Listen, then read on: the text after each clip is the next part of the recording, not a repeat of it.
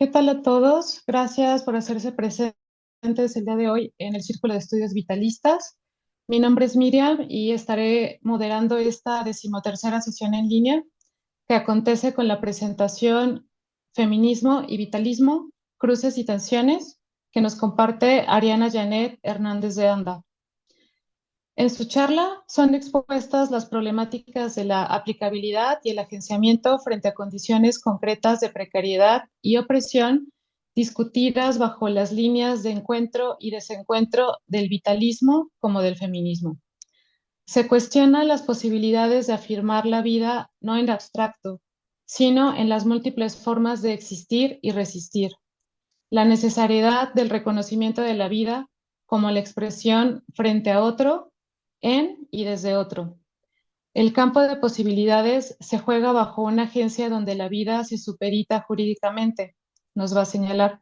Su reflexión nos invitará entonces a reconocer ampliamente las posibilidades fuera de una visión esencialista y de exclusión para una afirmación de la vida sin delineamientos romantizados, que respondan a una verdadera transformación social.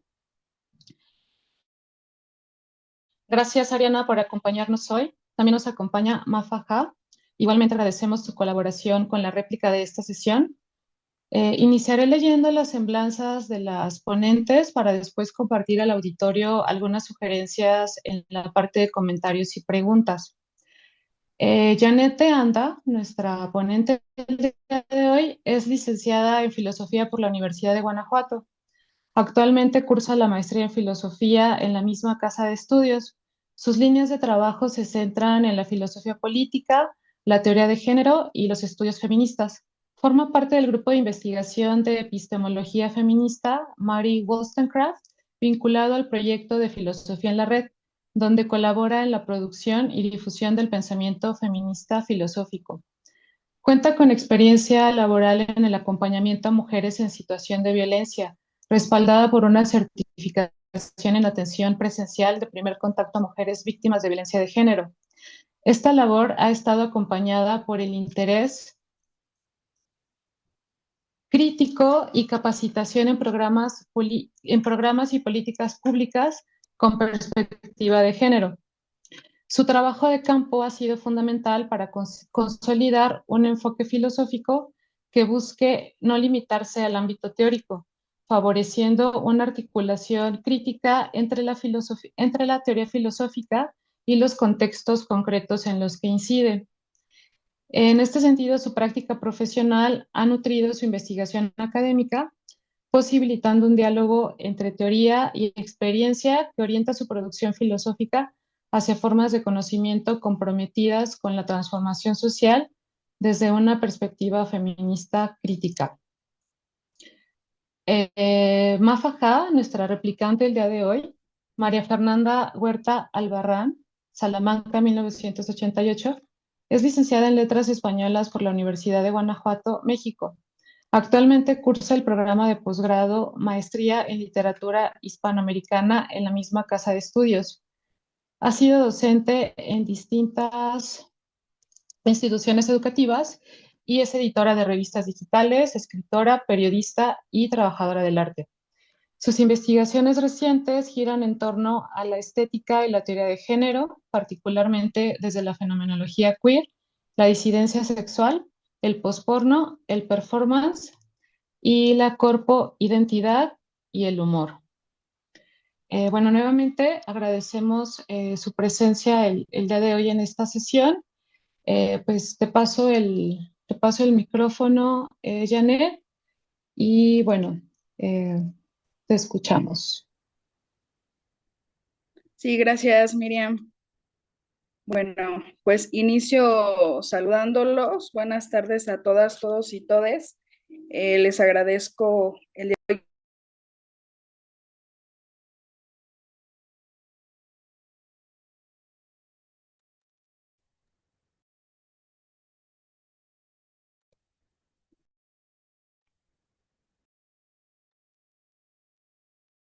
Creo que hay un problema con el micrófono.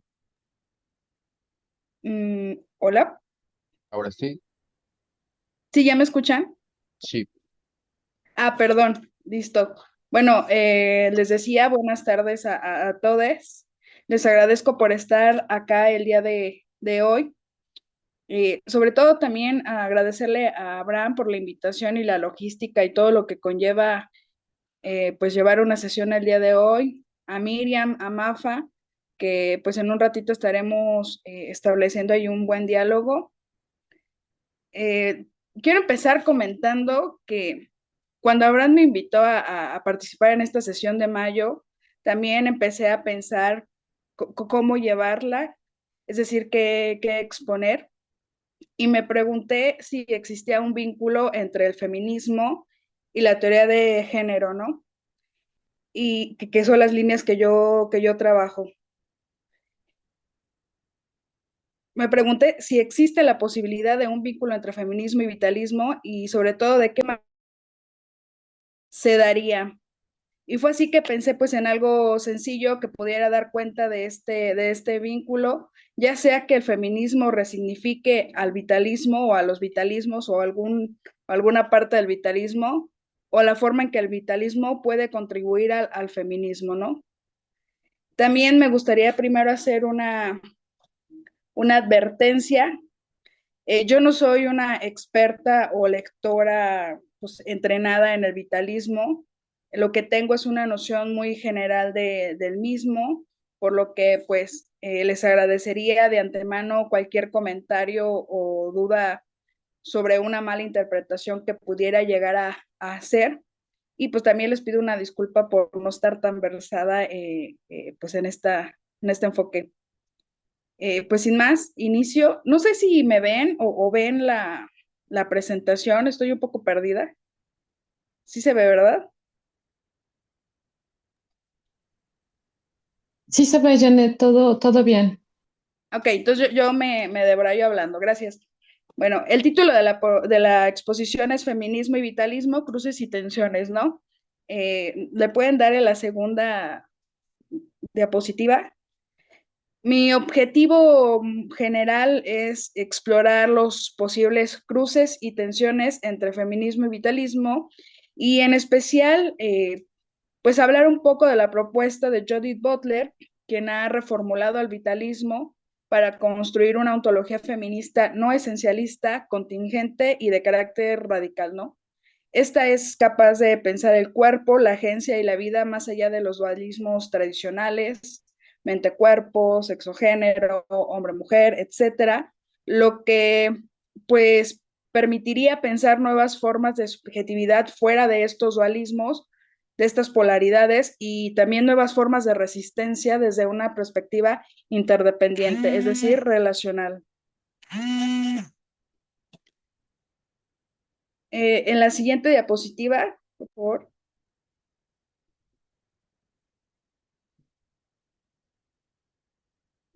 Mm, creo que sí. Ahí mero, sí, esa mera. Me gustaría iniciar un poco hablando de una de las tareas principales del feminismo, que si bien es un movimiento político, también es una teoría y sobre todo es una teoría crítica, que es una propuesta de Celia Amoros, ver al feminismo como una teoría crítica, y la cito: se articula como crítica filosófica en tanto que es él mismo una teoría crítica y se inserta en la tradición de las teorías críticas de la sociedad. La teoría feminista, en cuanto a teoría crítica, tiene que ver con un sentido, con el sentido original del vocablo teoría, hacer ver, ¿no? Y me gusta mucho esta metáfora que utiliza Amoros del Pepillo Grillo, ¿no? Este grillito que es como la conciencia de Pinocho, que está ahí como siempre, pues velando, pues no sé si por su bien, pero está haciendo eco por lo menos en su conciencia. Entonces, en este sentido, pues el feminismo constituye un marco interpretativo que busca visibilidad y dar atención a ciertos sesgos entendidos como ilegítimos, es decir, busca pues develar la voz de las mujeres que ha sido callada. También ha realizado diferentes lecturas, análisis revitalizantes de la filosofía con el fin pues, de develar ese carácter androcentrista. En este sentido, pues el pepillo grillo de los demás paradigmas, que es el feminismo, busca develar esos sistemas de opresión, ese ocultamiento de voces, esa invisibilización de subjetividades que a lo largo de la historia, no solamente de la filosofía, sino en otras disciplinas, pues ha estado pues muy ahí vigente. Entonces, un poco lo que trato de hacer, pues es hacer una teoría crítica desde el feminismo, del vitalismo, ¿no? ¿Qué nos puede ayudar y qué quizás no tanto nos ayuda, ¿no? Pero ponerlo sobre la mesa. También me gustaría hacer otra advertencia que a mi ver me parece que no podemos hablar de un feminismo vitalista tal cual, ya que pues hasta donde tengo entendido, no hay un corpus sistematizado de feministas vitalistas, más bien es como un enfoque que se nutre junto con otros enfoques que el feminismo utiliza, ¿no? Creo que con Butler lo vamos a ver un poco más puntual. ¿Podrían dar la siguiente, por favor? Ok. Eh, Respecto al vitalismo, yo tengo una noción muy general y un poco más cercana a Nietzsche, que es la que voy a estar como trabajando. De manera muy general, justamente una definición sería toda admisión de un principio vital, de una fuerza vital irreductible en los procesos físico-químicos de los organismos, ¿no? Es decir, que este vitalismo va a hacer alusión a una concepción de la vida como fuerza creativa autónoma, irreductible, solo explicaciones de carácter mecanicista o racionalistas, y también va a romper con la idea de que la única vía para conocer el mundo o incluso, pues sí, para conocer el mundo es la razón, ¿no? La misma razón juega bajo sus propias reglas, bajo sus propios parámetros, y quien no se ajuste a esas reglas y parámetros, pues evidentemente queda fuera. Y el problema con esta noción de razón es que lo que queda fuera es la vida misma, ¿no? La vida misma se le escapa a la razón. Ay, perdón. Entonces lo que me interesa también rescatar un poco del vitalismo es la concepción o la noción de vida, esta como un proceso de autoafirmación, de devenir, de transformación, en contraste con la idea moderna de una lógica estática, trascendente, binaria, polarizante. Es decir, que no entendamos la vida solamente como un conjunto de signos vitales, es decir, como un fenómeno biológico, sino como una realidad dinámica y creadora, ¿no? Entendida como una expresión de una interioridad activa que resiste a la reducción a lo verificable, no a lo cuantificable, a lo que se puede medir, sino que más bien es devenir, espontaneidad y afirmación de la diferencia. ¿Podrías dar la siguiente, por favor? Evidentemente, esta última expresión de una interioridad activa no va a ser muy compatible con algunos feminismos, o con muchos feminismos, o a lo mejor con todos los feminismos, no sé, porque puede ser como interpretada como una asociación de las ideas esencialistas de la naturaleza femenina, ¿no? Como si existiera una naturaleza femenina que nos hace ser mujeres, o porque tiene una tendencia también metafísica y que pues no ha habido por parte del feminismo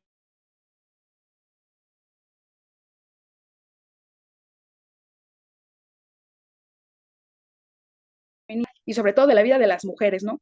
Pero la mayoría son autores masculinos y que pues rara vez estos autores vitalistas se preocuparon o se preguntaron por esas dimensiones de la raza, el género, la orientación sexual, etcétera, ¿no? Sin embargo, en los 90 podíamos situar una especie de crisis de género que si bien se da en los 90 se viene gestando desde los 80, ¿no? Con el feminismo negro, con las feministas lesbianas que criticaban a este feminismo hegemónico, blanco, heterosexual, que pues no, donde ellas no cabían, ¿no? Donde estas subjetividades no eran tomadas en cuenta y que en los 90 esta crisis de género como que se ve un poco más en auge y la apuesta es por una política donde se reconozca al cuerpo no como una materia pasiva, sino como una potencia, como vulnerabilidad, como interdependencia, ¿no? El objetivo era una desestabilización ontológica de la noción de sujeto, identidad y de cuerpo. Por eso mismo se cuestiona la continuidad entre sexo y género, es decir, que el género sea entendido como una expresión cultural del sexo biológico. Esto se va pues a cuestionar y un poco más adelante voy a hablar también de esta parte. Y además de una crítica a las políticas de representación del feminismo y el binarismo sexual y las estructuras heteronormativas, ¿no?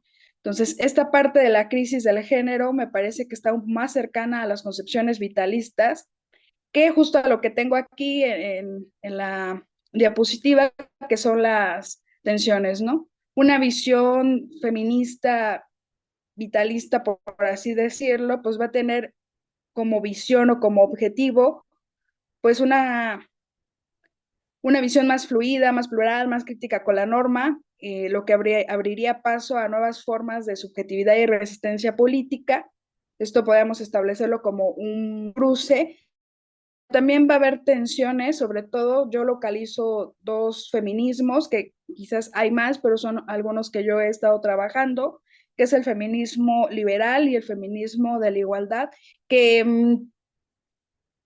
más que cruces, pues iban a ser unas relaciones más tensas, ¿no? El feminismo liberal, por ejemplo, pues tiene su e ilustrado, va a entender la vida como una existencia racional, autónoma y jurídicamente reconocible, es decir, como esta de derechos humanos, etcétera. También el cuerpo, pues, pasa a ser secundario frente a la razón, su capacidad de ejercer derechos y participar en la vida pública. Contrario, el vitalismo buscará, o este feminismo con un enfoque vitalista, buscará desestabilizar la figura de un sujeto soberano. La vida será entendida como un principio dinámico, como afecto, como potencia, y el conocimiento no solamente es de carácter racional, sino también afectivo, encarnado, o sea, la afectividad también tiene un potencial político y no solamente es como dejado de lado, desechado. Y el cuerpo no es ese dato biológico saco de huesos y carne que parece que no tiene un sustrato simbólico, sino nada más, pues sí, como algo ahí inmutable. Más bien va a ser el centro de los afectos, de las potencias y la inscripción vital.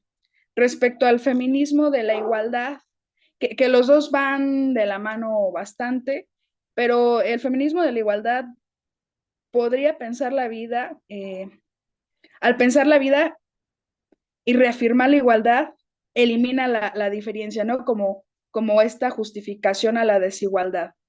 También cualquier invocación a lo natural, incluyendo el cuerpo mismo, pues suele ser leída como una trampa patriarcal para justificar la opresión de las mujeres. Para el vitalismo o para el feminismo con un enfoque más vitalista, pues la diferencia no es un defecto a superar, sino una potencia también a afirmar, ¿no? Va a ser más plural en este sentido.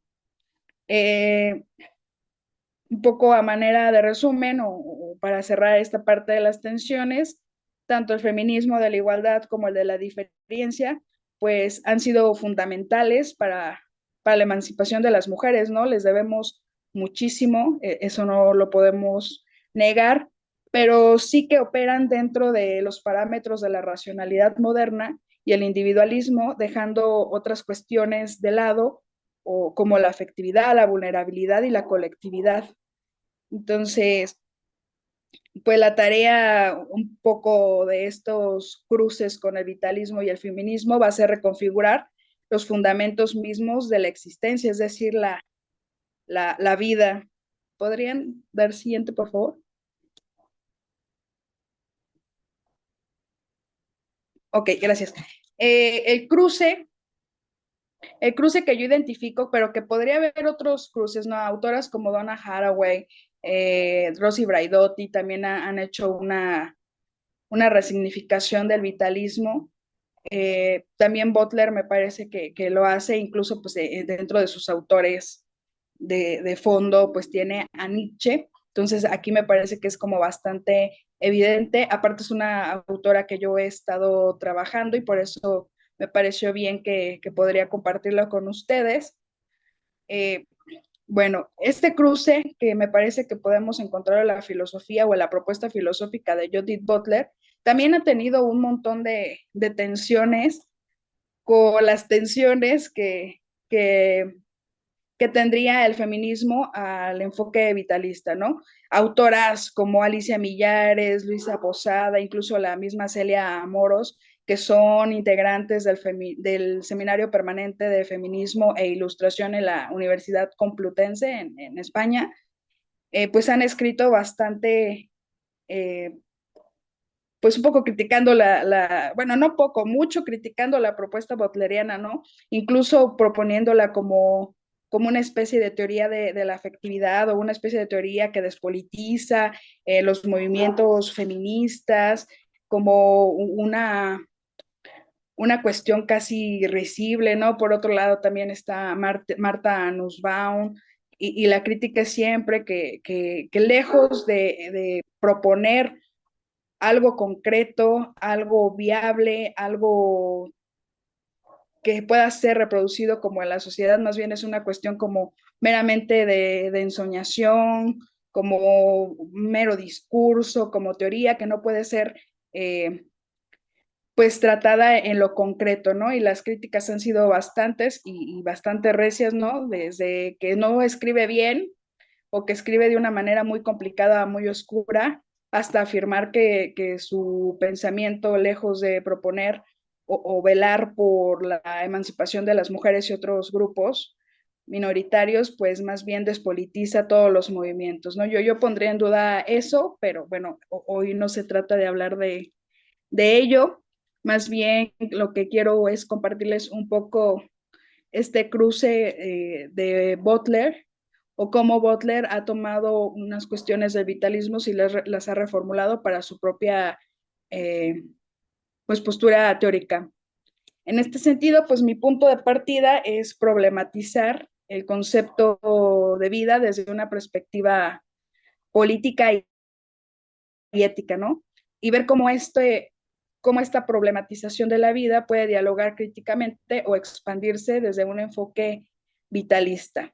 Bueno, primero, para quien no conozca a Judith Butler, eh, ella es una teórica feminista gringa que aún sigue viva.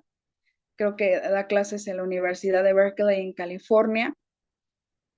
También, bueno, se le cataloga como posmoderna, que podría entrar ahí como deconstructivista, como postestructuralista, que en efecto lo es, y otras pues adjudicaciones no tan justas me parece, como posfeminista, que no me parece que lo sea, no busca como el fin del feminismo o que ya esté superado, pero bueno, también se le ha puesto ahí. Tiene detrás toda un bagaje importante, impresionante de autores y enfoques, ¿no? Como Nietzsche, Levinas, el Hegel, también el psicoanálisis, a Foucault, un montón, ¿no? La mujer es un monstruo teórico bastante interesante, ¿no? Eh, en esta unión con el vitalismo, me parece que su obra ofrece una reformulación crítica del concepto de vida, más allá de entender la vida como les decía, este costal de huesos, de carne, como un conjunto de signos vitales, sino que su propuesta también puede ser leída como una ontología crítica de la vida. Es decir, ¿qué se entiende por vida? ¿Quién tiene realmente una vida? ¿Qué hace a una vida vivible? ¿Y de qué manera podemos reformular la vida para que pues los demás podamos entrar en este concepto? Entonces, pues en este sentido me parece que tiene un fuerte diálogo con una tradición vitalista de carácter no esencialista, como ya lo decía Miriam, ¿no? ¿Puede ser en la siguiente, por favor? Ok. Ah, en la siguiente, eso ya lo dije. Gracias. Eh, para empezar a ir analizando un poco su pensamiento, a ir desglosando, porque también es una autora que es muy orgánica en el sentido de que es difícil de establecer una línea tremendamente lógica donde A va después, bueno, A va antes de B, y sé y shalala. Bueno, esta es como mi ruta que, que empieza por la ruptura con el sistema sexogénero y que en esta ruptura, bueno, es una ruptura también con la cuestión del género como categoría analítica. Pero para darme a entender con esta ruptura, que con esta crisis del género que hablaba que fue en los noventas, y que es una ruptura con estas teóricas del sistema sexo-género o el género como categoría analítica, pues primero hay que explicar qué se entiende por género como categoría analítica, ¿no? El género justo como una categoría de análisis se consolidó en los setentas, sin embargo, desde los treintas, si no es que antes, comienza toda esta labor teórica, ¿no?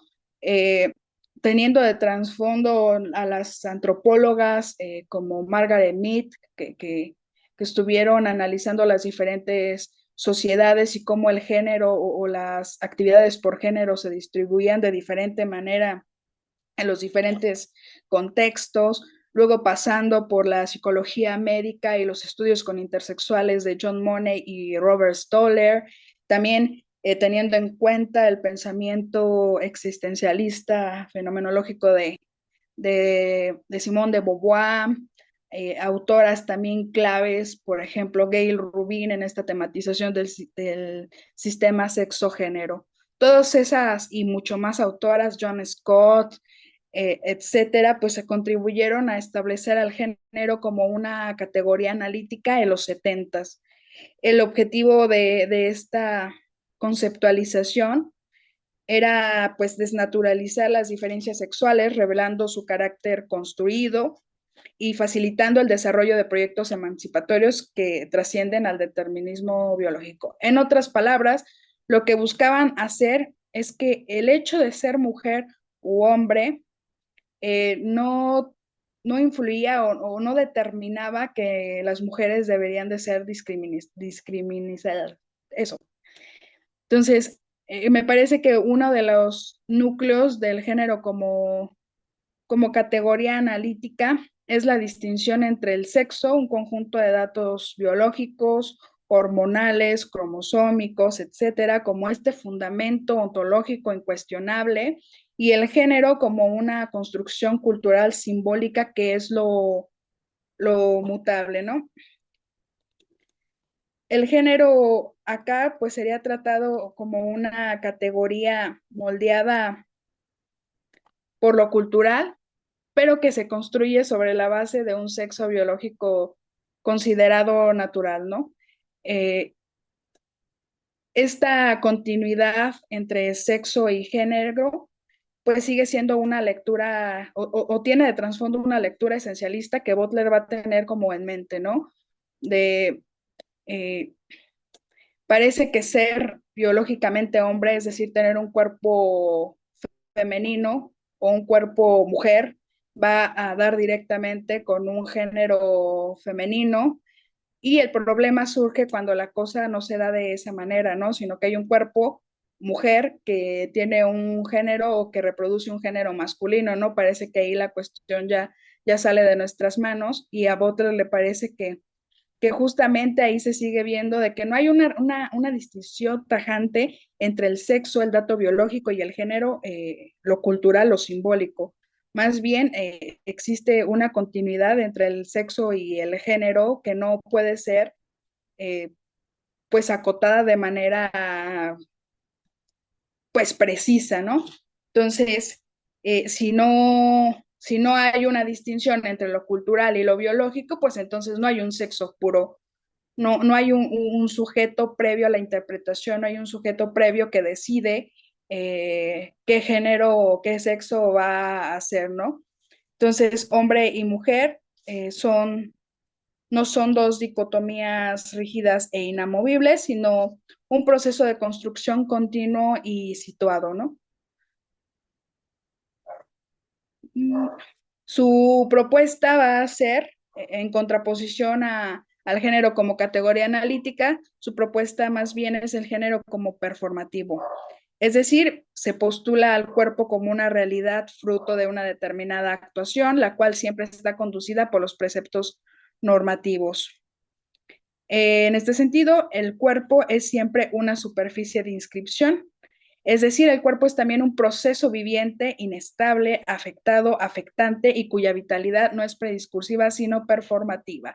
Y creo que aquí es como uno de los puntos de unión que va a tener con el vitalismo, sobre todo pues con la postura de Nietzsche, de entender la materialidad o el cuerpo como un cuerpo vivido, como un cuerpo deseante y no como un cuerpo inerte, ¿no? El cuerpo tiene vida y esta vida pues también viene de lo simbólico, entonces no hay una separación tajante entre uno y otro. ¿Podrían dar la siguiente, por favor?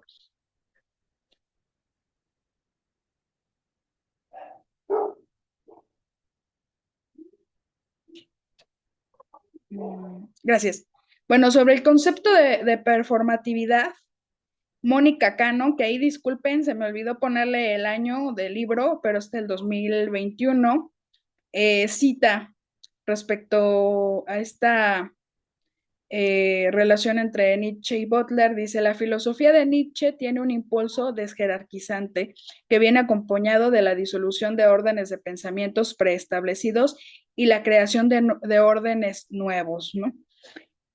La performatividad en Butler, si bien tiene otros orígenes, por así decirnos, pues otros pensamientos de atrás, como por ejemplo la teoría de actos del habla de John Austin, la noción de iterabilidad de Derrida o la noción de interpelación de Althusser, entre otros, también pues va a estar influenciada por Nietzsche, ¿no? Butler va a retomar la idea de que un sujeto no es una identidad originaria, sino un efecto de las prácticas discursivas. El sujeto de género no precede al acto, sino que es constituido por él, ¿no? En este sentido, no hay un original natural que remita a todas las cosas, como lo diría Nietzsche, y esto lo va a trasladar a la explicación performativa del sexo, del género, el sexo y las sexualidades. Básicamente, la performatividad es esta reiteración ritualizada de normas de género que que crean realidad. No es que haya una realidad previa, más bien son estas las que crean realidad, las que crean sujetos, las que crean discursos, ¿no? Aquí tengo una definición de performatividad que Butler da me parece que cuerpos que importan. Y dice, la performatividad debe entenderse no como un acto singular y deliberado, sino más bien como una práctica reiterativa y referencial mediante la cual el discurso produce los efectos que nombra. Y cierro la cita. Teniendo en cuenta esta cuestión de la performatividad como esta ritualización de actos, de normas de género, que, que no siempre se cumplen de manera fiel, sino que entre repetición y repetición quedan fisuras que dan la posibilidad de una agencia, es decir, de un cambio, que más adelante voy a hablar un poco. Podríamos entender la vida no solo, no como algo fijo, determinado o como una esencia biológica o identitaria, sino más bien como un flujo, como devenir, como transformación constante. Y el cuerpo, visto desde la performatividad, ya no es un sustrato cerrado, sino un campo de fuerzas, de afectos y potencias en relación, lo cual también me parece como un cruce con el vitalismo o una herencia de Nietzsche. Y el género, pues ya no es una expresión tampoco de una identidad previa, es decir, del sexo, sino una práctica dinámica, reiterativa y abierta al desvío, es decir, abierta a la potencialidad de la agencia. Entonces, esta diferencia propuesta por el género como categoría analítica, esta diferencia entre sexo y género en Butler, se va a problematizar de manera radical hasta disolverse. ¿Podrías ir a la siguiente, por favor? Gracias. Lo anterior, todo lo que he dicho anteriormente, va a tener consecuencias de carácter ontológico, epistemológico y político. Yo me voy a centrar en tres, que si bien son más de carácter político, evidentemente no pueden ser desprendidas de su ámbito ontológico o epistemológico, ¿no? La primera de ellas es el reconocimiento. Butler diría que uno no nace sujeto, sino que llega a hacerlo en la medida en que es reconocido por un marco normativo. Es decir, con la teoría de la performatividad, cada uno de nosotros reproduce constantemente las normas de género que le vienen de afuera, ¿no? Que vienen de la sociedad, de la escuela, de la familia, etcétera. Sin embargo, la cosa no solamente es como una repetición, sino que esta repetición determina ciertos marcos de inteligibilidad que quien no reproduzca la norma de género fielmente, pues no va a caber y va a ser excluido, ¿no? El problema es que quien cumple la norma de género de manera fiel son unos cuantos, ¿no? Y todos los demás, de una forma u otra, quedamos fuera, somos relegados, somos desprotegidos por el Estado y quedamos en una situación o en una condición de ayepto, diría Butler, ¿no? Entonces, estos marcos de inteligibilidad van a definir qué cuerpos cuentan como legibles, como humanos, como deseantes, como protegibles, y cuáles simplemente son dignas de no ser vividas, de no ser protegidas y que quedan de lado, ¿no? Estos, esta idea de una especie de desamparo ontológico o desamparo político, pues va a crear cierta vulnerabilidad, ¿no? Que es uno de los también conceptos que Butler utiliza. La vulnerabilidad es esta idea de que el cuerpo está expuesto, ¿no? Nosotros no nos constituimos como sujetos, no venimos dados como sujetos desde cero, es decir, desde que nacemos, sino que cuando nacemos necesitamos de los otros, ¿no? Para comer, pues básicamente para todo cuando estamos bebés, ¿no? Entonces los sujetos no se constituyen en la autonomía, sino en la relacionalidad. Necesitamos a los otros para sobrevivir y en ese sentido siempre estamos expuestos a los demás, al daño. Estamos atravesados por relaciones de poder, por normas de género. Esta es la vulnerabilidad, ¿no? Necesitamos incondicionalmente de los otros para vivir, para resistir y para resignificar eh, estas normas de género que pues nos han dejado o que nos sacan del ámbito de la legibilidad. En este sentido, y cito a Butler, el ser del cuerpo al que se refiere esta antología es un ser que siempre está entregado a los otros, a normas, a organizaciones sociales y políticas que se han desarrollado históricamente con el fin de maximizar la precariedad para unos y minimizarlos para otros. Fin de cita. Butler toma un ejemplo que me parece que lo pone en deshacer el género, pero que también este ejemplo ya lo había dicho en algún momento Gail Rubin. Y es como todos tenemos derecho a comer, ¿no? A tener alimentos, pues sí, básicamente a comer. El derecho está ahí, perfecto, pero las condiciones en las que podemos acceder a la comida van a ser totalmente distintas, ¿no? Es decir, hay personas más precarizadas que otras, ¿no? Habrá quien pueda hacer sus 3 comidas, 5, no sé cuántas se hacen al día sin ningún inconveniente y va a haber personas que pues simplemente no se va a poder, ¿no? Entonces, esta vulnerabilidad también tiene grados de precarización que pues son dictados por estas normas, que en este caso son de género, pero que también vienen pues de otras normas, ¿no? De clase, de raza, de orientación sexual, etcétera.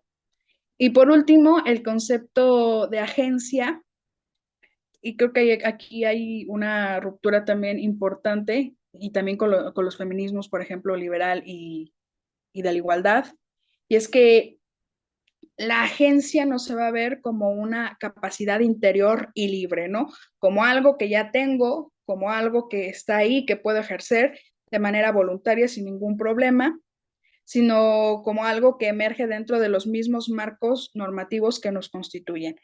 Es decir, la agencia no es exterior al poder, no es exterior a estos marcos de legibilidad, sino que surge de las grietas entre repetición y repetición, ¿no? De estar duro y dale repitiendo esas normas de género o de estar duro y dale resistiendo a esos marcos de inteligibilidad, es como se abren las grietas y es posible el cambio, ¿no? Es también posible la agencia, ¿no? y que no es de un sujeto autónomo que decide romper las reglas, o sea, sí hay una intención, pero evidentemente no se va, el cambio no se da solamente con la intención, sino que es relacional, se construye con los otros, es situada en contextos concretos y es encarnada, ¿no? Vivida desde el propio cuerpo, ¿no? También esto me parece muy del lado de lo vitalista. Es decir, no siempre se es soberano, no es soberana la agencia, no se da deliberadamente, incluso a veces tampoco ni siquiera de manera consciente o de esta manera heroica, ¿no? Sino que puede darse en la precariedad, es decir, eh, no sé, esta cuestión me voló la cabeza, ¿no? Que se piensa que la agencia, para la agencia se tiene que tener un mínimo de ciertas condiciones o de ciertas capacidades, como por ejemplo la propuesta de Marta Nussbaum, capacitista, donde los sujetos deben de tener ciertas capacidades para poder agenciar, ¿no? Butler dirá, pues no del todo, también se puede agenciar de la precariedad, desde el cuidado y desde la exposición al otro. ¿Podría ser la siguiente? Bueno, y ya para terminar todo mi choro, me parece que el feminismo con enfoque vitalista, como por ejemplo el de Butler, no afirma la vida en abstracto, sino que nos invita a pensar múltiples formas de vida que existen, resisten y devienen expuestas en un mundo que es sumamente hiriente, ¿no? Y no solamente es vela por la vida humana, ¿no? Sino por aquellas otras vidas que no tienen voces, ¿no? Como los animales, como las plantas, como el medio ambiente, ¿no? La noción de vida también se expande más allá de la especie, más allá de lo humano. Esto nos recuerda que la vida no es una mera sustancia o un conjunto de signos vitales, sino una relación de interdependencia, una práctica, unas posibilidades que nunca están garantizadas por todo, ¿no? O garantizadas de manera determinada. En lugar de oponer simplemente lo vital a lo racional, lo femenino a lo natural, o pues sí, lo biológico a lo cultural, el feminismo desde un enfoque vitalista propone una ontología relacional donde la resistencia se construye de manera coalicionada o en coalición y que es capaz de imaginar otros mundos de habitar, otras formas de habitar otros modos de habitar el mundo más allá del humano y sin riesgos fundacionales. Entonces, básicamente, yo creo que uno de los objetivos del feminismo desde un enfoque vitalista es crear la posibilidad de una nueva sensibilidad y ontología que sea capaz de abrir las condiciones en las que los sujetos generizados son aprendidos como vidas y con ello tengan acceso a mejores condiciones de habitabilidad. Y bueno, eso sería todo por mi parte. Le puedes dar a la siguiente. Ya solo dice gracias, ¿no? Pero pues muchas gracias a todas, todos y todes.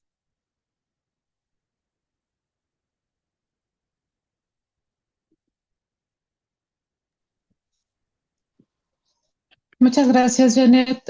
Pues te escuchamos, Mafa, adelante. Hola, buenas tardes, ¿cómo están todos?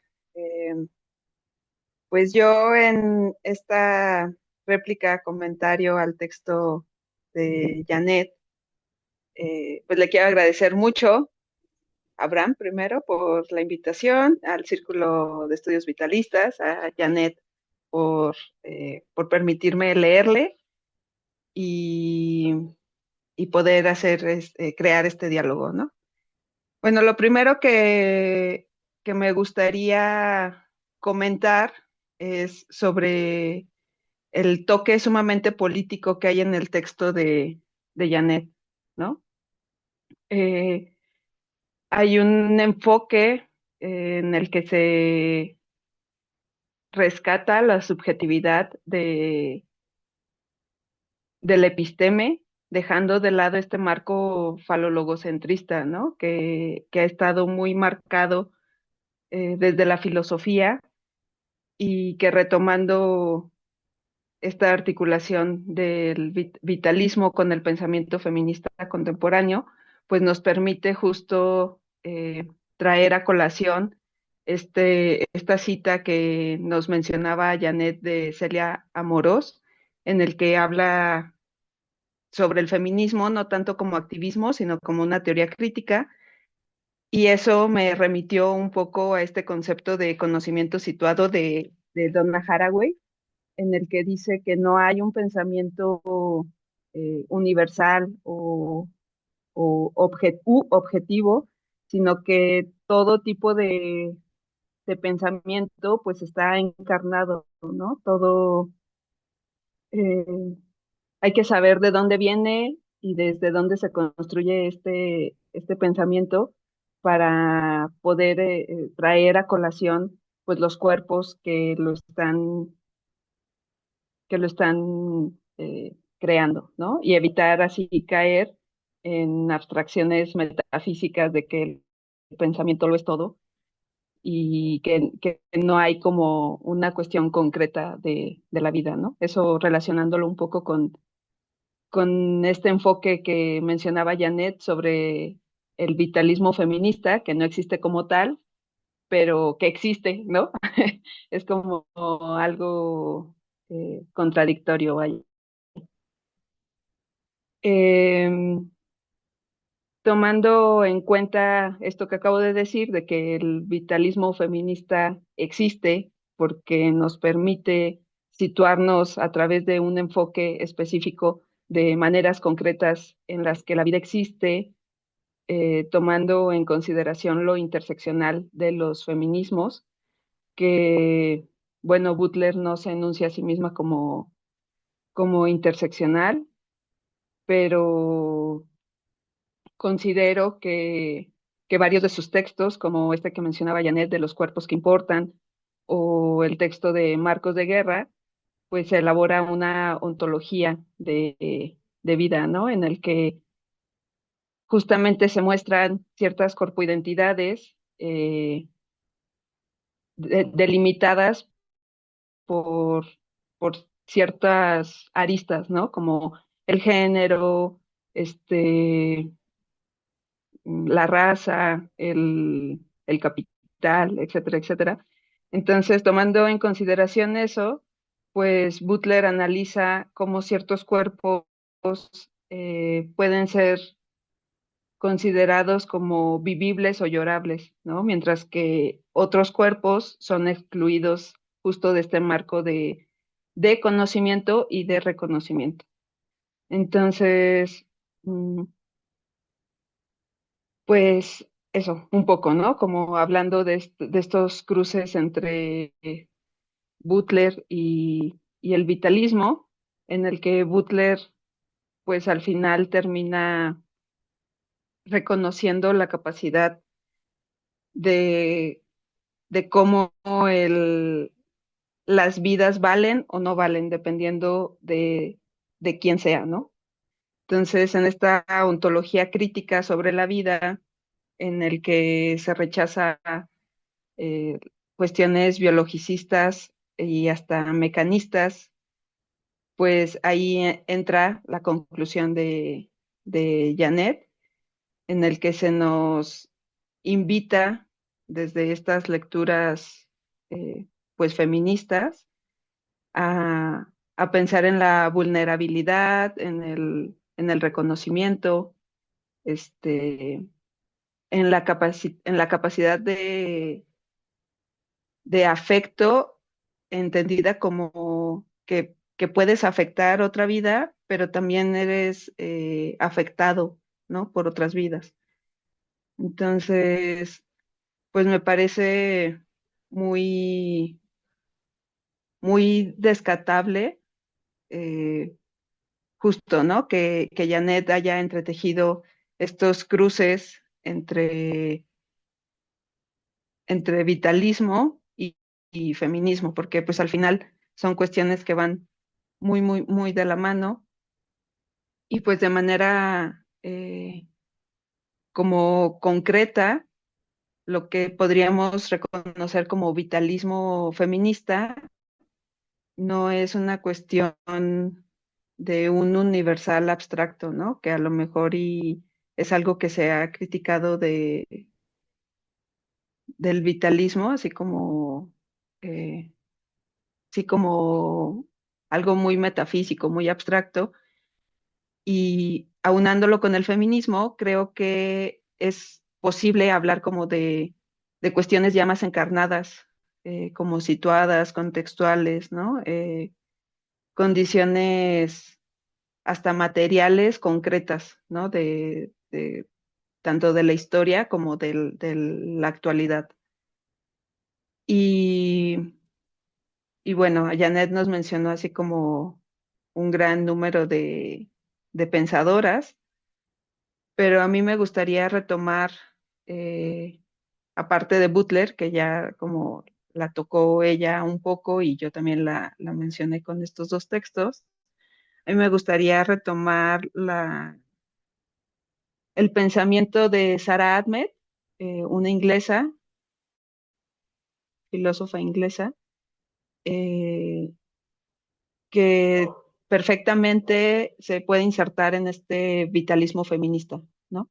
Sarah Ahmed tiene un par de textos, pero principalmente yo creo que podría ser en la política cultural de las emociones, la fenomenología queer y vivir una vida feminista, en la que se puede dar cuenta justo pues, de este vitalismo, ¿no? Eh, de este vitalismo feminista, como con esa etiqueta específicamente, ¿no?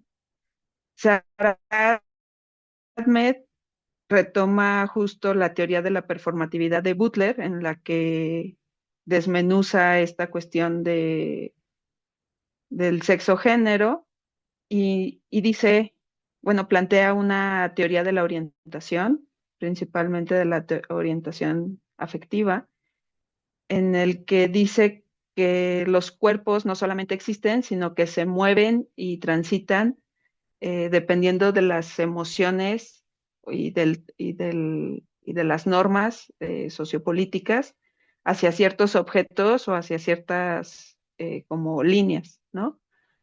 Entonces, a partir de lo que se le es permitido a estas corpoidentidades, pues va a ser como la orientación que tomen, ¿no? Y, y bueno, ahí hay un montonal de entrecruces, eh, como esta cuestión de la vulnerabilidad, de la precarización, eh, de lo encarnado, ¿no? Este asunto del afecto, como ya se los había mencionado, pero también de los afectos entendidos como cuestiones emocionales, ¿no? Qué tipo de sensaciones eh, experimentan los cuerpos, ¿no? El miedo, el amor, la felicidad, este, y toda esa gama que se puedan, que se puedan imaginar. No son individuales, sino que más bien son formas de vida en las que nos permiten como sujetas políticas, pues organizarnos socialmente, ¿no? Y, y entonces, a través de esta organización en la que se nos permite como transitar o no se nos permite transitar, ¿no? O sea, como esta cuestión de que el sistema sí te permite hacer o no te permite hacer, que te excluye o que te margina o que te incluye, pues permite entender el vitalismo ya no como una potencia, sino más bien como la implicación de la vida misma, ¿no? O sea, la vida entendida, eh, repito, no como potencia, sino como una manera de estar en el mundo, ¿no? A través de la inclusión, de la exclusión, de la desviación, que es algo que Ahmed trabaja mucho justo porque desde lo queer, ¿no? O sea, como desde lo desviado, desde lo raro. Y entonces, a partir de estas cuestiones como desviadas o raras, Ahmed plantea la desorientación, pero la desorientación no como pérdida del camino, sino más bien una alternativa a este camino normativo, ¿no? Como esta resistencia que también nos planteaba Janet en su conclusión. Y entonces a partir de esta resistencia, a partir del feminismo, como de estas epistemes de los feminismos, porque no solamente es uno, sino que son como varios, eh, pues caer o construir, no caer, sino construir una reapropiación de la vida, ¿no? Como para crear nuevas formas de existir y de resistir como en el sistema normativo en el que pues habitamos. Y, y bueno, no sé si algo de lo que estoy diciendo tiene sentido. En mi mente todo tiene sentido, pero eh, como releyendo el texto de Janet en la mañana, le decía yo que su conclusión me había atravesado mucho y me voy a permitir eh, dar lectura a esa conclusión, bueno, un fragmento de la conclusión, ¿no? En el que dice, el feminismo con enfoque vitalista no afirma la vida en abstracto, sino que nos invita a pensar las múltiples formas de vida que existen, resisten y devienen expuestas en un mundo sumamente hiriente. Nos recuerda que la vida no es una sustancia o un conjunto de signos vitales, sino una relación de interdependencia, una práctica, unas posibilidades que nunca están garantizadas. En lugar de oponer simplemente lo vital o lo racional o lo femenino o lo natural, el vitalismo, desde el feminismo, propone una ontología relacional, capaz de imaginar otros modos de habitar el mundo, más allá de lo humano y sus riesgos fundacionales. Entonces, eh, pues eso, ¿no? Creo que tomar el feminismo como, pues no solamente como activismo, sino como teoría crítica y como una forma de, pues de conocer el mundo, o sea, una episteme, es sumamente, eh, pues importante, ¿no? Al final, ya para concluir, decía Janet, justo esta cuestión de no solamente en una cuestión antropocentrista, sino cómo nos relacionamos con la naturaleza, ¿no? Este concepto que tenemos de naturaleza que Donna Haraway eh, llama como la cosmoerótica del Chutulceno, que es precisamente esta interdependencia que señala Janet, ¿no? Cómo el humano se está conectando con la vida misma, ¿no? Eh, qué tipo de relaciones se está construyendo en comunidad, no solamente entre humanos, sino con la otredad, ¿no? Con otros seres vivientes, con el entorno, a lo mejor y no necesariamente con una cuestión como de vida, o sea, o bueno, sí de vida, pues, pero me refiero a cosas como lo que llama Admet como objetos, ¿no? Como la mesa, la casa donde vives, las calles que transitas. Entonces, eh, pues creo que este entrecruce que propone Janet desde las ideas de Butler, de la teoría de la performatividad y como de los cuerpos que importan y que transitan el mundo, eh, pues es bastante valioso, ¿no? Como aterrizar y poder tomar de distintas aristas de los feminismos, porque lo vuelvo a repetir, no solamente hay un feminismo, sino que hay varios, y entonces en en ese, ¿cómo se llama? En ese surtido rico de feminismos en el que trabajan o buscan como diferentes cosas, eh, pues es importante justo ver cómo estamos habitando, cómo estamos coexistiendo, ¿no? No desde la individualidad, sino justo desde esta interdependencia, pues que se crea, ¿no? Creo que la epistemología de los feminismos siempre es como muy comunitario, muy esencialista en esta cuestión de que la mujer siempre materna y es como muy natural y demás, pero, o sea, sí es un cliché, pero justo, ¿no? Como que el vitalismo feminista permita reasignar o reconfigurar justo como esta idea de la interdependencia. Y, y pues nada, eso es lo que quería hacer como de réplica. Me gustó mucho el texto de Janet, la exposición también. Y, y vuelvo a repetir, no sé si algo de lo que dije tuvo sentido, pero como que a mí me conectó mucho, ¿no? Esta cuestión de pensar la vida desde un enfoque feminista. Y pues nada, muchas gracias.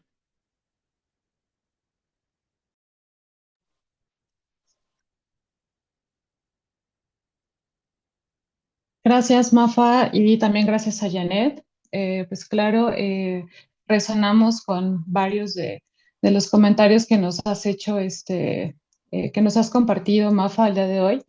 Y bueno, pues les invito a que abran el micrófono para hacer alguna pregunta, nota, si quieren compartir igualmente por la caja de comentarios.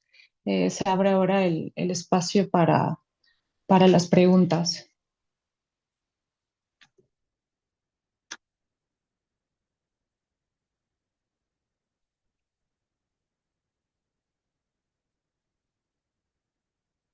Bueno, en lo que se van animando a realizar alguna pregunta o comentario, ya sea a Janet o a Mafa, o en general aperturar algún otro cuestionamiento respecto a este cruce y entrecruce del vitalismo con el feminismo. Pues bueno, yo quisiera comentar algunas cosas como muy generales. Principalmente, pues aparte de agradecerte, Janet, por compartirnos pues esta revisión que haces y agradecerte porque nos comentabas al principio que si bien no estás desarrollando como un trabajo de investigación con el vitalismo, te aperturaste y te aventuraste de cierta forma a hacer estas revisiones de encuentros y desencuentros. Me parece muy valioso lo que nos has compartido el día de hoy porque se han hecho las señalizaciones de los aportes, pero también un poco marcar el dedo en la llaga, no nada más en el vitalismo, sino en general como las necesidades y las cuestiones más concretas que bien han apuntado las dos, que es una necesidad puntualizar a lo concreto, que no obstante considero, y yo creo que muchos podríamos considerar y entender que en el vitalismo encontramos varios autores de lo concreto. En mi caso, que yo soy, pues yo estudio a Bergson, definitivamente encuentro en él y en otros autores del vitalismo una filosofía que va a apuntar directamente a la vida y en específico a lo concreto, ¿no? Para no ir tan lejos, el cuerpo nos representa o nos es a sí mismo un signo con el que nos comunicamos con lo exterior, ¿no? Entonces, Bergson va a decir algo así como que la vida no es lo que está más allá de algo, o sea, la vida está en lo concreto, está aquí, está en lo aquí y en el ahora, puntualizando, puntualizando el cuerpo. Sin embargo, una reflexión, bueno, no voy a ahondar mucho por si alguien ya tiene alguna pregunta. Me parece que aquí ya hay algunas en la caja de comentarios.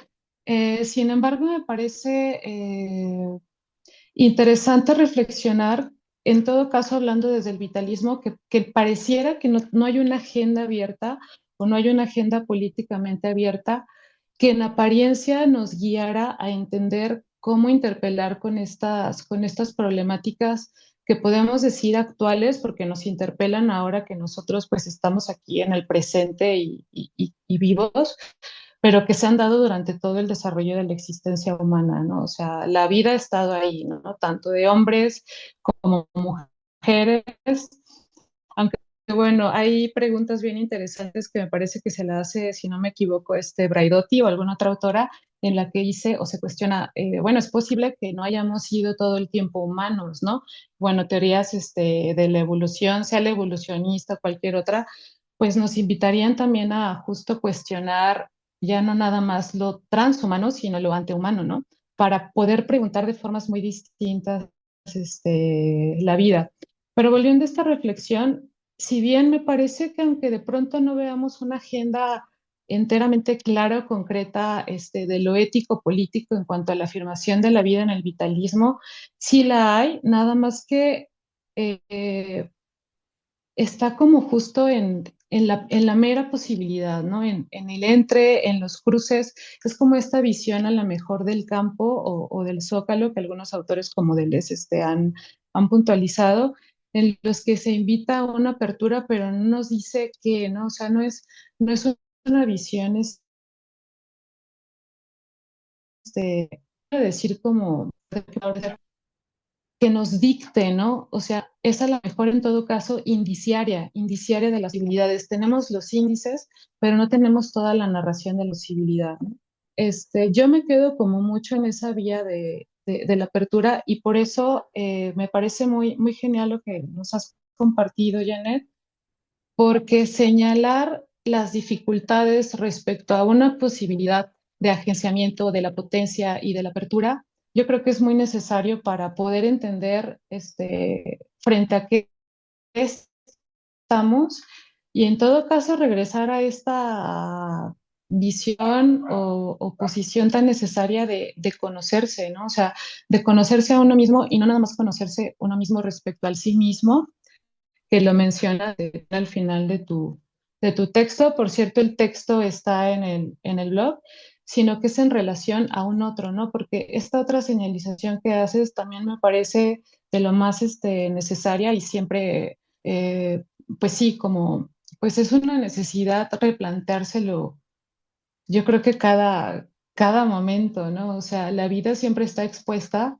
a un otro. Me parece que es como de lo más sencillo al leerlo, pero ya que lo pensamos y lo problematizamos, es lo que nos entreteje en tantas dificultades, ¿no? Porque otra de las dificultades que tú más o menos, no más o menos, tal cual no lo señalas en el texto, pero no abundaste mucho en la presentación, pero sin duda está ahí y me parece como de lo más necesario también, es esta visión como jurídica de la vida, ¿no? Lo que hace garante a la vida.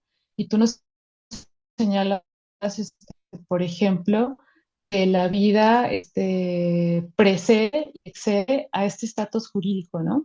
Entonces, a lo mejor son cuestiones que, como bien nos lo dijiste al principio, estas autoras, sobre todo Butler, van a retomar del vitalismo y en todo caso, se van o sea, van a abrir estas como posibilidades para ser indiciarios de otras posibilidades. Y en todo caso, pues lo que me parece como afirmativo es que, o de celebración, es que esto queda como una vía de la apertura y como una vía de lo posible, ¿no? Voy a decir ya por último una pequeña cita, me parece, de Yankelevich, citando la cuestión de la libertad en Bergson sobre la vida, que dice que la vida está orientada a cumplir un fin sin programa. Entonces, es justo como la forma en que resumiría que a lo mejor no tenemos una agenda, tenemos como los índices, ¿no? Y justo con esta revisión que tú haces, me parece como muy valioso ir viendo cómo se abren las posibilidades. Si alguien gusta abrir el micrófono y hacer una pregunta, adelante. Voy a leer un comentario aquí en la caja de comentarios. Dice, excelente conferencia y la réplica bastante interesante. Muchas felicidades. Ahora bien, para ambas, ¿qué pueden decir sobre las vidas como reconocimiento, vulnerabilidad y agencia? se circunscriben a un contexto subjetivo o intersubjetivo tal vez, que como proceso se mueven a partir de un discurso que como narrativa construyen a un modelo educativo a partir del cual un sujeto se construye y se relaciona con otro, otra, otros. Cómo construir una narrativa de la diferencia que como propuesta educativa ontológica racional te acerque a otro diferente a quien emite este tipo de discurso. Ni mujer que habla latín, ni hombre que habla gachupín. Rosario Castellanos. Bueno, esa queda ahí abierta, me parece que para ambas. No sé si quieran, alguno tomar la palabra.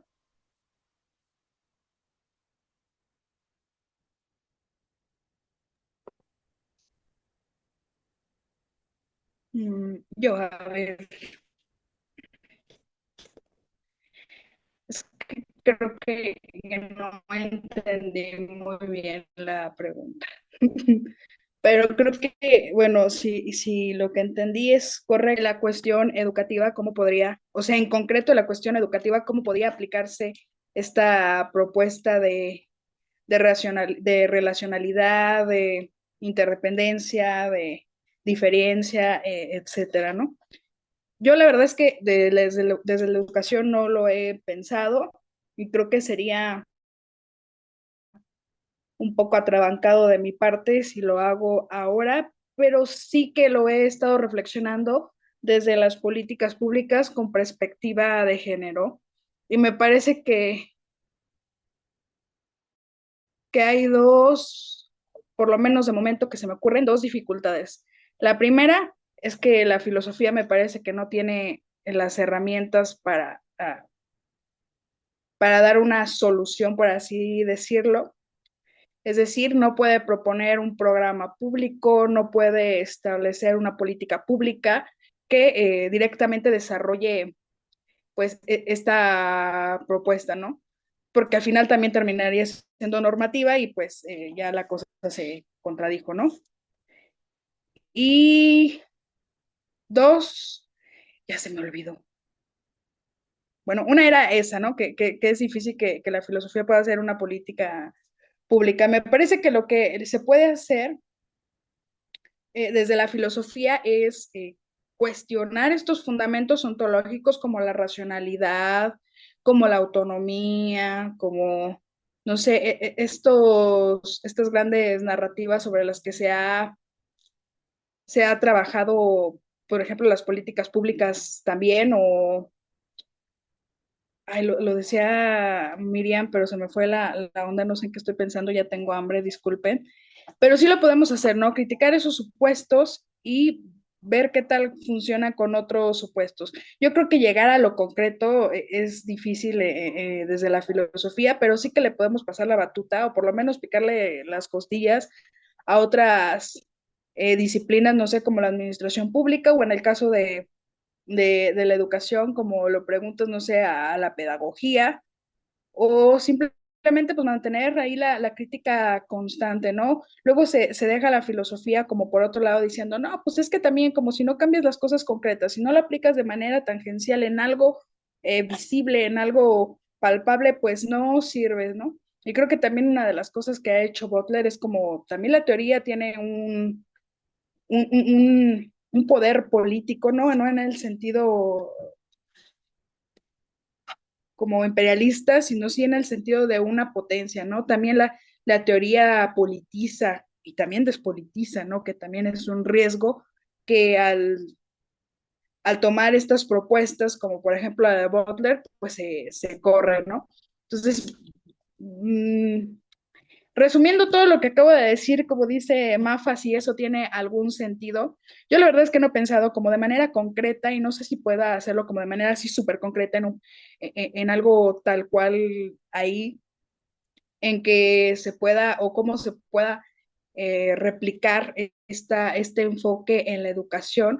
Yo lo he estado haciendo un poco la teoría en las políticas públicas, pero me parece que tiene esas como limitaciones, pero no me parece que sea un trabajo o un discurso vacío, sino que también la teoría pues también politiza y también pues abrir posibilidades, por Dios, y no podemos pensar en abrir las posibilidades, y no podemos pensar en una manera diferente de vivir o en que las vidas adquieran sentido, pues entonces me parece que estamos fritos, ¿no? ¿Qué estamos haciendo? Pues ya mejor nos matamos, ¿no? Entonces, el discurso, la posibilidad, la reapertura, me parece que es de lo más valioso de estas propuestas y la potencialidad que tienen de, por lo menos, incidir en otras áreas o en otras, pues no sé, disciplinas. Y ya, muchas gracias. Gracias, Janet. Elías, adelante si gustas abrir tu micrófono. Buenas, ¿cómo están? Primero, muchas gracias por la exposición y quería hacerles primero un comentario para poder introducir una pregunta, si puede ser. Lo primero que me hizo pensar su perspectiva feminista desde el vitalismo fue pensar qué es el vitalismo, ¿no? ¿Qué es eso que ustedes llaman vitalismo? Y hay algo que me llama la atención, que es que el vitalismo, desde cierta tradición, siempre tuvo un fuerte aspecto negativo. ¿Qué quiere decir? Que la vida no puede no estar ligada también a la muerte. Y pienso en algo muy sencillo. La muerte, como ejercida por un poder que determina qué vidas son feminizadas en tanto están dispuestas al matadero del mundo.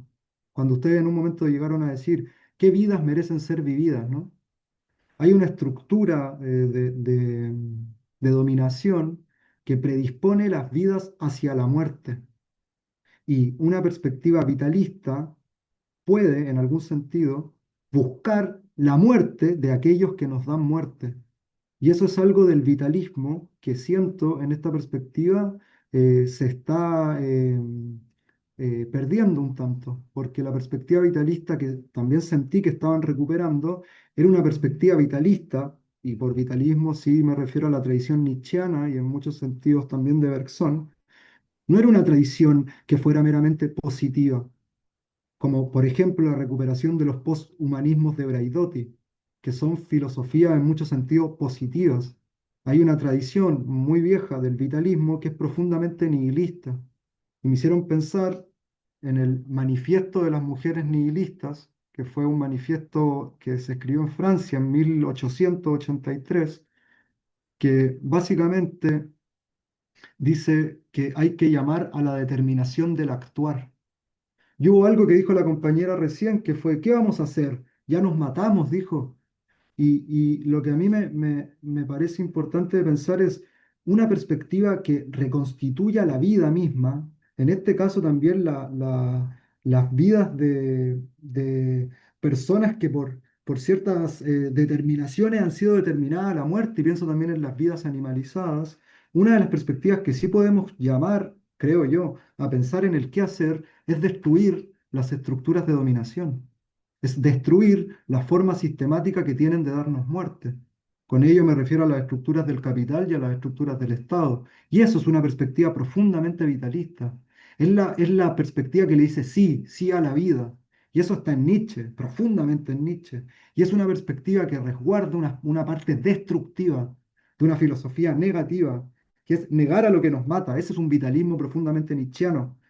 Me hizo pensar que citaron a Vircano. Ella es muy profundamente nietzscheana, y vi también en ese comentario una cierta concepción que se está dando contemporáneamente, que a veces pienso que el vitalismo está siendo fagocitado por la socialdemocracia. El vitalismo, quizá en sus líneas más bien nihilistas y anárquicas, siempre ha tenido un carácter negador y violento en su perspectiva destructiva. Incluso en las perspectivas que podríamos ver, se autodenominaron feministas. Pienso también en el nihilismo ruso, pero también pienso en los movimientos revolucionarios de las kurdas en la actualidad. Digo, y ahora la pregunta, disculpen lo extenso, ¿qué perspectiva de ese vitalismo, de su vitalismo, es negador del orden existente, negador de las condiciones de asesinato, explotación y destrucción que ejercen sobre los cuerpos vívidos hoy en día? ¿Qué de su vitalismo no es positivo y es de alguna manera una negación sustractiva del orden imperante.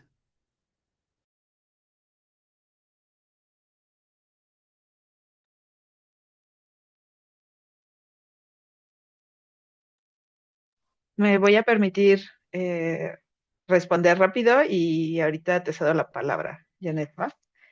Hola Elías, gracias por el comentario. Sí, justo eh, cuando estabas hablando como de la tradición vitalista, bueno, yo tampoco no soy filósofa, yo soy escritora, entonces realmente tampoco no es que esté súper empapada ni nada por el estilo, pero, pero sí tengo como un bagaje, ¿no? Y bueno, ahorita que hacías el comentario y más bien como la pregunta, yo creo que algo de este vitalismo que se plantea desde el feminismo, pues no trata de ser rosa, ¿no? Yo lo planteo desde esta cuestión de la cosmoerótica de Chutulceno, de Donna Haraway, en el que justo ella habla de concepto de naturaleza, entrecomillado, porque pues la naturaleza es un invento antropocentrista, ¿no? Entonces ella lo menciona como Chutulceno, que es como pues el mundo, la cosmoerótica. Y en esta cuestión vitalista, al menos en esa perspectiva cosmoerótica de Haraway, seguramente desde otras muchas corrientes de feminismos, podemos ver justo la fragilidad, la vulnerabilidad y los duelos. O sea, esta dicotomía entre vida y muerte, ¿no? No solamente una cuestión vital como esto, ¿no? Como el nacimiento y demás, sino lo abyecto de la vida, no solamente en una cuestión rosada, sino justo poner la vida con esa dualidad que tú mencionas, ¿no? Y, y sí creo que es importante, te agradezco mucho el comentario, porque sí es importante no caer en este discurso esencialista de la vida como, oh, sí, hay que pensar, suena como muy pro vida, ¿no? Sino justamente pensar la vida como un ciclo, un Ouroboros, que es vida-muerte, ¿no? Y bueno, no sé, Janet, pero al menos el vitalismo en el que a mí me gustaría como inscribirme, un vitalismo feminista, es justo un vitalismo interseccional en el que es importante tomar en consideración todas las aristas contextuales de la vida y poder eh, crear esta interrelación entre, entre vidas sin que estén cruzadas por violencias, o sea, violencias creadas por el hombre, ¿no? O sea, justo como mencionábamos en estos textos de Butler, ¿no?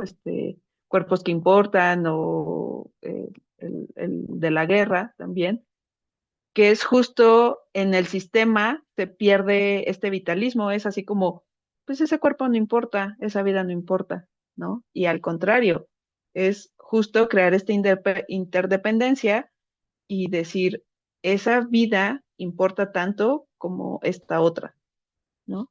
Entonces, no sé si respondí. Sí, sí, gracias por la respuesta, de verdad.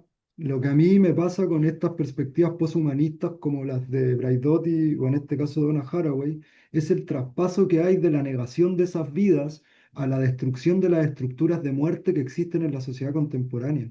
No es solamente un compost o una hibridación que se da por simple filiación o interdependencia de las formas de vida. Se da porque tenemos que, de alguna manera, destruir las estructuras que ahora nos determinan. Los campos de concentración de animales, el asesinato sistemático de cuerpos feminizados, la forma de trato con los inmigrantes o las estructuras de colonización dependen de estructuras materiales de sujeción, como el capitalismo y el Estado. Eso se llama Sí, violencia estructural. Y esa violencia Sí, estructural no se destruye simplemente con la proposición de un mundo mejor donde todos somos un compost. Se destruye luchando a muerte contra aquellos que nos matan. Entonces la pregunta es, ¿qué táctica o estrategia tiene el vitalismo, en este caso feminista, incluso que lo categorizaría de poshumanista, en tanto lucha contra la negación de nuestras formas de vida y por lo tanto lucha por la vida, por nuestras vidas, vidas de seres que están siendo negados, o sea, están siendo asesinados por otras formas de vida que determinan cómo tenemos que vivir nosotros? Esa es la claro. pregunta. Bueno, justo cayendo, bueno, yo me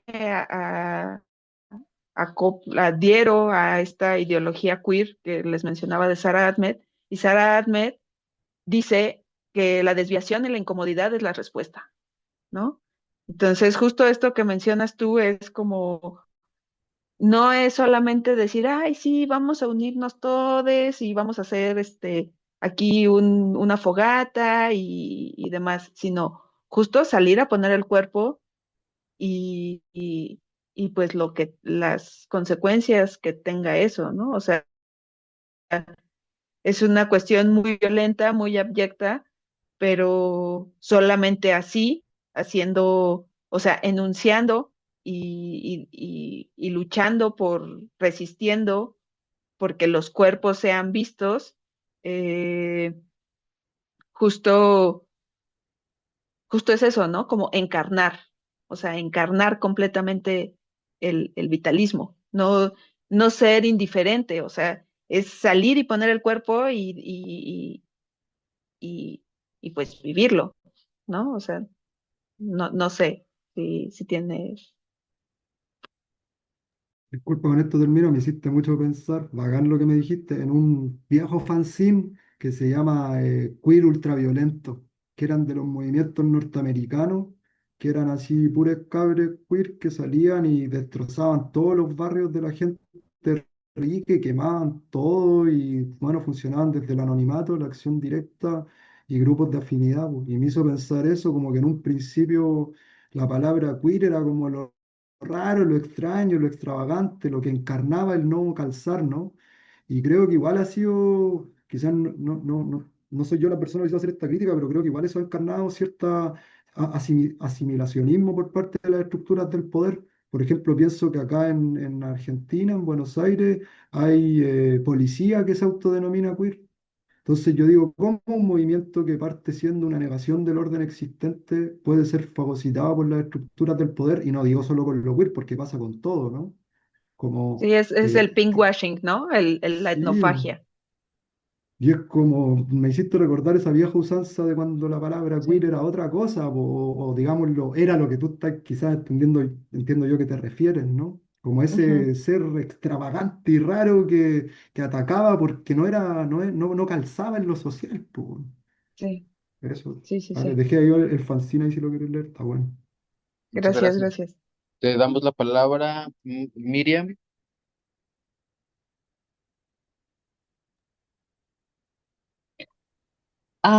Bueno, no sé si Janet quieres agregar algo más pues en general al comentario y pregunta de Elías, o si quieras responder también complementando lo que dice Mafa. En lo que me respondes, voy a leer un comentario que hace Yari Ibarra. No sé si lo quieras comentar tú, Yari, si gustas abrir tu micrófono, si no lo leo yo. Dice, eh, bueno, lo leo. Quiero sumar un poco en respuesta a la pregunta hecha por Felipe, aquello que puede comprender o interpretar de tu pregunta. Me recuerda primeramente a Audre Lorde. Ella, desde su propuesta educativa, que está inserta desde sus horizontes de pensamiento y vivencia, asume e invita a mirar las diferencias como herramienta crítica hacia las tradiciones de pensamiento. Han impuesto un modelo de ser y vivir que con ello han considerado lo diferente como negativo, binario, o algo que no debe tener calidad de existencia. Como segundo paso, dimensiona las diferencias desde su sentido ontológico y político, como la interacción interrelación y dimensión creadora para posibilitar formas, vínculos y mundos estructuralmente no horribles. Entonces, desde la educación como herramienta fuera de la casa del amo, fungir como espacio físico y no, social, cultural, ideológico, donde se redimensionen, redefinan y dialoguen.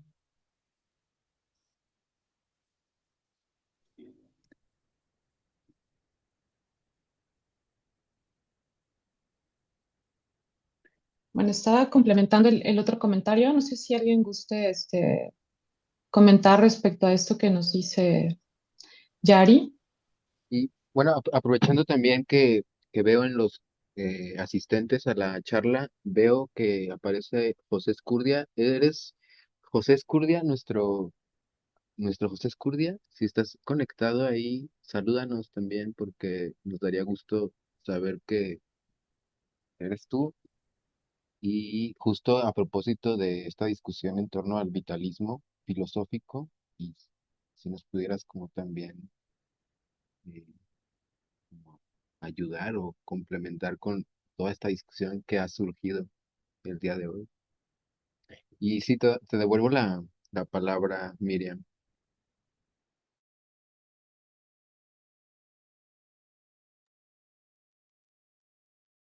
¿Puedo agregar algo?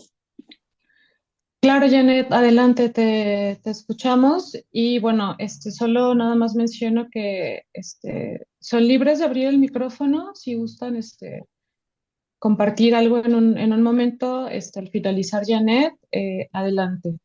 Claro, Janet, te escuchamos. Sí, gracias.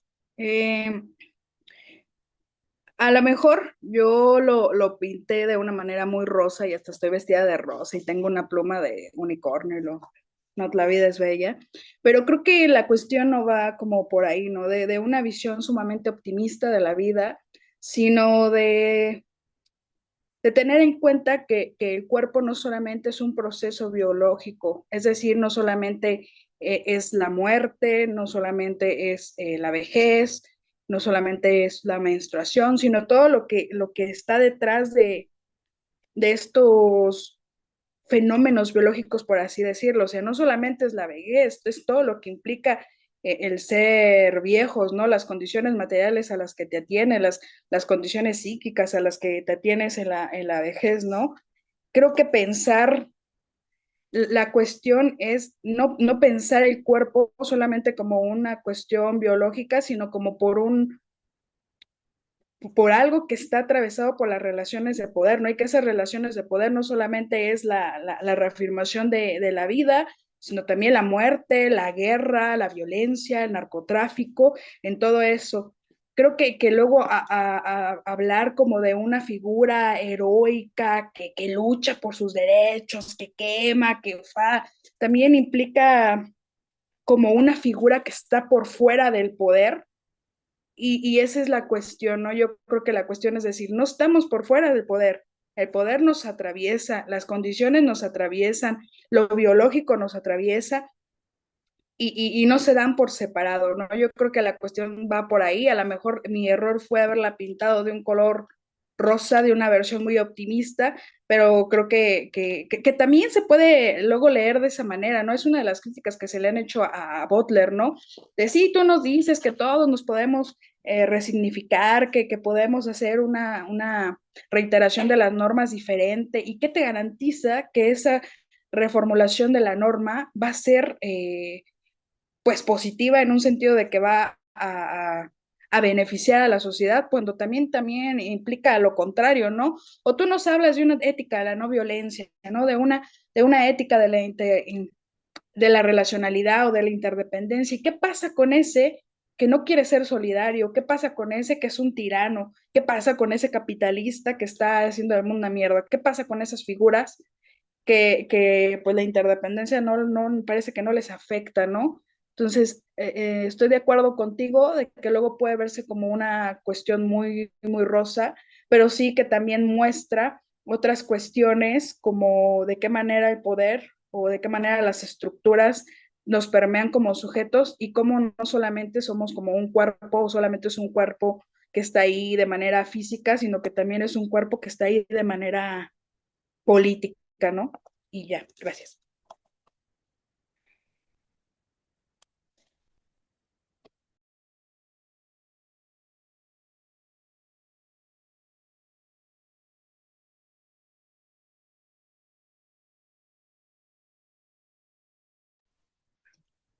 Bueno, no sé si alguien más quiera comentar algo. Les repito que pueden abrir su micrófono. No sé si tú, Abraham, quieras comentar algo. Brevemente, en lo que alguien más se anima a replicar esta, pues, tan interesante, pues, línea de encuentro y desencuentro entre vitalismo y feminismo. Me quedé pensando mucho en respondiendo al primer comentario que hacía Elías, como para plantar después su pregunta, como en esta parte que integra también a lo mejor necesariamente al vitalismo, esta visión más nihilista y negacionista de lo que ya está dado, porque justo en el vitalismo hay esta tentativa a, no lo había pensado tal cual en una negación de lo dado, pero tal cual está, ¿no? Porque no es un tomar lo dado, sino ir a por algo, ¿no? O sea, crearlo. Incluso ni siquiera ir más bien por algo, sino tal cual crearlo. Pero entonces me quedo pensando cuáles serían esas líneas de posibilidad que permitan esta potencia y este, y este dar y darse a través del crear sin las vías de la violencia, ¿no? O sea, porque justo ahí creo que lo que se está moviendo en todo esto es la cuestión del poder y, y pues entonces ya lo que se discute en todo caso es este término, ¿no? O esta fuerza, ¿no? Cómo se toma, cómo se ejerce y cómo transita, incluso más allá de lo humano o incluso anterior de lo humano. Ahí me salta bastante como la reflexión, porque si bien creo que estaría de acuerdo con esta reflexión a la que nos llevas, Elías, con esta parte negacionista o negadora o que necesita también este enfrentamiento con la muerte para poder plantarse después en una vía afirmativa, pero entonces queda la reflexión pues respecto a la violencia, ¿no? Y al poder, porque pues yo no consideraría que necesariamente esta apuesta de la que se habló hoy tenga un tono rosa o con visiones como positiveras en el sentido como más simplista, sino que justo nos está llevando como a los entres de posibilidad, ¿no? Pero si entonces vamos a ver a todo aquello que nos invitas o que nos haces reflexionar, queda la parte en cuestión sobre cómo o desde dónde podríamos hablar o tener este tono indiciario del que hablaba hace rato, por otra vía que no fuera la de la violencia, ¿no? Porque en todo caso pareciera que esa es la vía posible o la que nos queda más al tono, siempre y cuando pensemos en que vamos a defender la vida, ¿no? Y en todo caso, ya no recuerdo ahorita por dónde lo vi, pero creo que en todo caso ese primitivismo en lo humano, o sea, de alguna manera permanece, ¿no? Porque, o sea, la violencia es la que al final va a saltarse los órdenes jurídicos, las instituciones simbólicas o lo simbólico de las instituciones, las definiciones, la concreción. O sea, la violencia corta todo, ¿no? Y no sé, yo me quedaría como con esa pregunta, reflexión, no solo como para Elías, sino como en general para pensar estas vías de lo posible fuera de lo violento, ¿no? Mafa, tienes levantada la mano si quieres Sí, abrir tu micrófono. A ver. bueno, Eh, Justo en esto que habla sobre la violencia, y bueno, como retomando todo esto, creo que es importante como también retomar que la violencia no necesariamente es algo negativo, ¿no? Por eso yo también hablaba como de lo abyecto, de pues esta cuestión como visceral, como vital de pues de lo violento que es la vida, ¿no? Un parto es violento, la muerte misma es violenta, vivir es violento.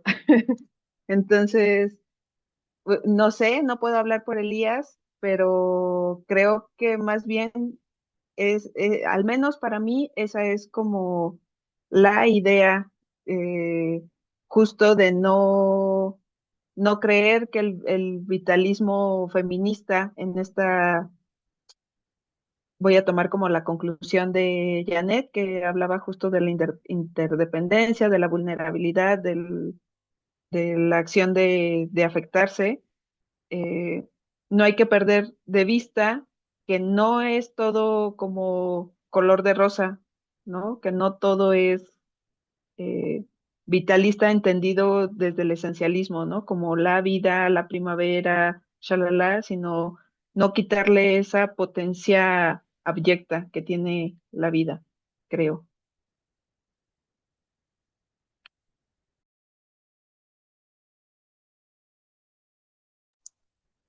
Adelante, Elías. No, que me parece muy lindo ese término de lo abyecto, lo salido, lo fuera de sí. Me hace pensar mucho en las transformaciones. Bueno, son tres, pero hay varias. Hay una parte del Zaratustra que habla de las tres transformaciones y hablan bastante del cuadrúpedo tránsito, como reivindicando, digámoslo, este vitalismo nietzscheano que tiene que ver con la transformación, po. De alguna manera el dejar de ser humano. Lo que pasa, lo que ahí plantea Nietzsche, es que para dejar de ser humano hay que destruir lo humano. Y a veces yo pienso que el posthumanismo no busca su destrucción, sino más bien su interconexión, incluso a veces muy de la mano con el I más D, que podríamos llamar investigación científica más desarrollo técnico. Lo que de alguna manera no atentaría con la estructura humana, sino que haría algo así como un hiperhumano. También se puede hablar de hipersoberanía, que, que también es parte, yo creo, de las ciertas contradicciones. Quizás yo veo como un vitalismo más así abyecto en el sentido de un devenir, también de un devenir animal en ese sentido, de un devenir en un tránsito que transforma hacia lo que Nietzsche llama un nihilismo futuro, un nihilismo del más allá de lo humano, pero que en sus tránsitos implica el nihilismo integral, que es el destructivo. Por eso se transita, y tampoco es un tránsito en sentido lineal, ¿no? No es que somos una cosa, nos transformamos en otra y ya. Eh, a mí no me dio ni cerca la perspectiva de lo rosa. Lo que a mí me pasa es la perspectiva poshumanista, la que a veces me hace ruido en relación al vitalismo. Quizá esa perspectiva negadora es, como yo lo veo, ¿no? Una fuerza, si se quiere, ya que se habló de poder, una voluntad de poder que implica las transformaciones más puntuales, ¿no?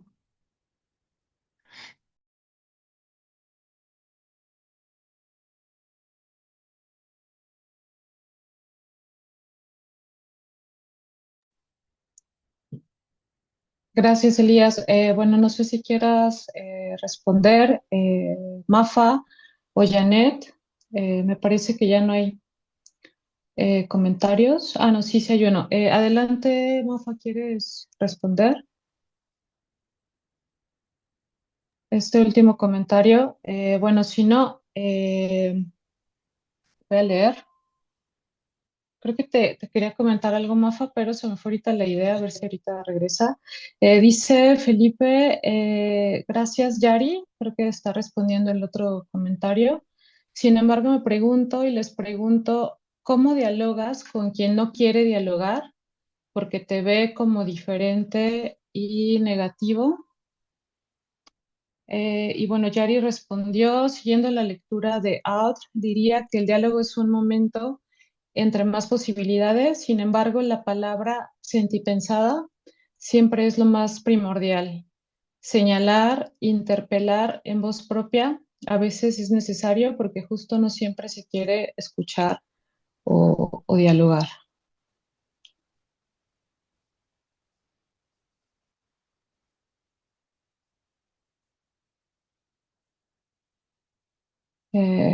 Bueno, pues no sé si alguien más quiera comentar algo.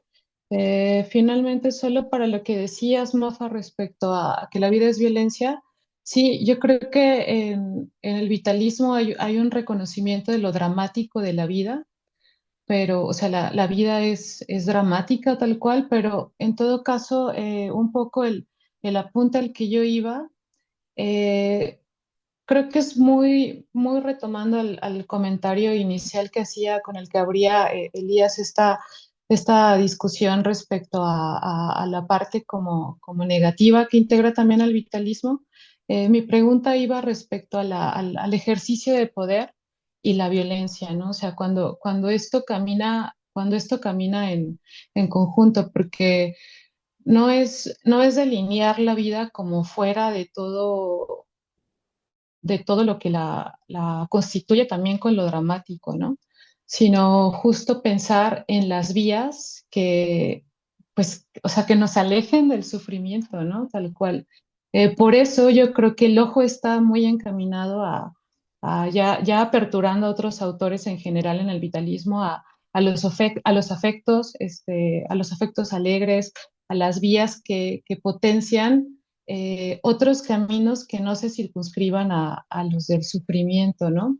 Y no creo que eso necesariamente nos haga remitirnos a unas visiones rosas o delineadas de la plenitud, porque, o sea, parece muy simple, pero me remitiría de nuevo al comentario que hice hace rato que mencionaba sobre la vida como un fin sin programa, ¿no? Entonces está abierto, o sea, yo creo que ahí no sería pues ni la violencia ni la alegría, sino más bien la posibilidad, y en ese caso a lo mejor queda muy ambiguo, pero en todo caso eh, nos libera de cierta manera del poder o de la sujeción, porque señalaba, podemos ver entonces los índices, no el panfleto, no lo que nos dicte una ideología u otra, pero, o sea, ese sería mi comentario. Me parece que al mismo tiempo queda ambiguo, pero, o sea, yo me quedaría ahí, no sé si trataría como de no.